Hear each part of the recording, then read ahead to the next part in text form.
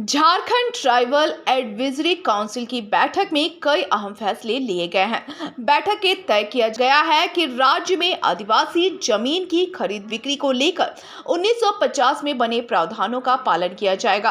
राज्य में आदिवासियों के जमीन संरक्षण को लेकर CNT और SPT एक्ट लागू किया गया था। इस एक्ट के अनुसार आदिवासी जमीन की खरीद बिक्री आदिवासियों के अलावा कोई दूसरी जाति के लोग नहीं कर सकते हैं। साथ ही साथ जिला और थाना के दायरे में भी खरीद बिक्री की जा सकती है।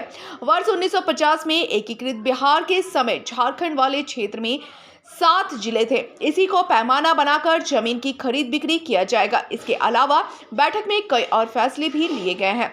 बैठक के फैसलों को अब विधानसभा में पारित कराया जाएगा। हाँ, TSC की आज बैठक हुई है। ये आज की बैठक कई मायने में काफी महत्वपूर्ण भी रहा है और TSC का ये मानना है कि यहाँ पर जो ट्राइबलों को थाना क्षेत्र के अंतर्गत जो जमीनें खरीद बिक्री का जो बाध्यता है वो जी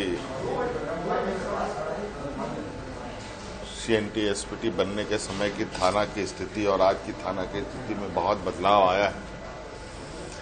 इसको ध्यान में रखते हुए थाना की बाध्यता को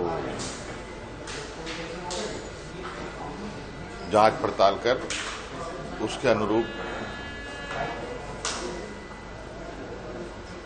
राज्य में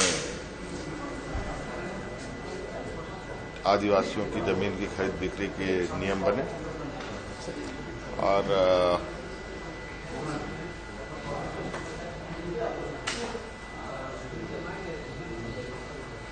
स्टीफन ब्रांडी जी के अध्यक्षता में एक उप समिति बनी थी, उसको की समयावधि बढ़ाई गई। पेशा कानून को लागू करने पर चर्चा हुआ, जिस पर और विस्तृत चर्चा करने की आवश्यकता है